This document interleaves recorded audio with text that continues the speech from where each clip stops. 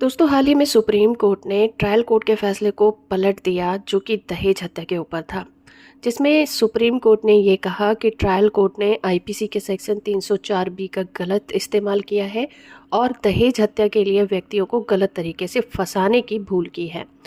तो इस वीडियो में इस जजमेंट के बारे में डिटेल से जानते हैं। इस केस का टाइटल है Karan Singh versus state of Haryana और इस केस की सुनवाई सुप्रीम कोर्ट में जस्टिस अभय एस ओका और जस्टिस उज्ज्वल भुयान की बेंच कर रही थी। इस केस में सुप्रीम कोर्ट को इस बारे में विचार करना था कि क्या ट्रायल कोर्ट ने आईपीसी के सेक्शन 304 बी जो कि दहेज हत्या के लिए लगाई जाती है, उसमें जो व्यक्तियों को दोष सिद्धि दी थी, सजा सुनाई थी, वो सही है या फिर गलत है। मामले की बात करें तो करण सिंह और उसके साथियों को आईपीसी के सेक्शन 304 बी के तहत दहेज हत्या के आरोप में दोषी ठहराया गया था, जिसमें कि मृतका की संदिग्ध हालातों में मौत हुई थी और उसके घर वालों ने पति और ससुराल वालों पर दहेज की मांग और उत्पीड़न का आरोप लगाया था। ट्रायल कोर्ट ने यह माना कि मृतका की शादी 7 साल के भीतर हुई थी और उसकी अप्राकृतिक मृत्यु भी हुई थी। इस आधार पर ट्रायल कोर्ट ने सभी आरोपियों को दोषी ठहराया था।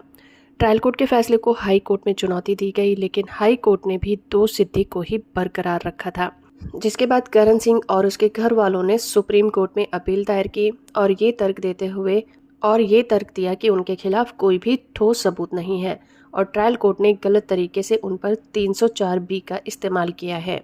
जिसके बाद सुप्रीम कोर्ट ने ट्रायल कोर्ट और हाई कोर्ट के फैसलों की समीक्षा की और ये पाया कि जो दोष सिद्धि लगाई गई थी वो गलत तरीके से ही थी।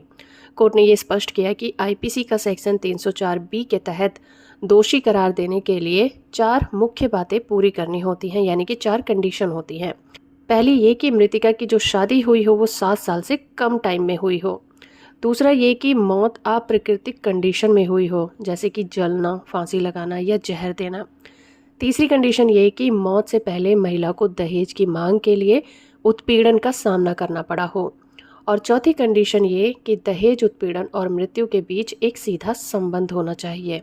लेकिन सुप्रीम कोर्ट ने इस मामले में पाया कि लड़की के घर वाले दहेज, उत्पीड़न और मौत के बीच सीधा संबंध साबित नहीं कर पाए थे। कोर्ट ने ये भी कहा कि सिर्फ डाउट होने के आधार पर किसी को भी दोषी नहीं ठहराया जा सकता। परिवार वालों को ये साबित करना होगा कि दहेज के लिए उसे तंग किया गया था और वही उसके मरने का कारण भी था। जिसके बाद सुप्रीम कोर्ट ने परिवार वाले और उन पर जो भी सजा सुनाई गई थी, धाराएं लगाई गई थी, उसको रद्द कर दिया।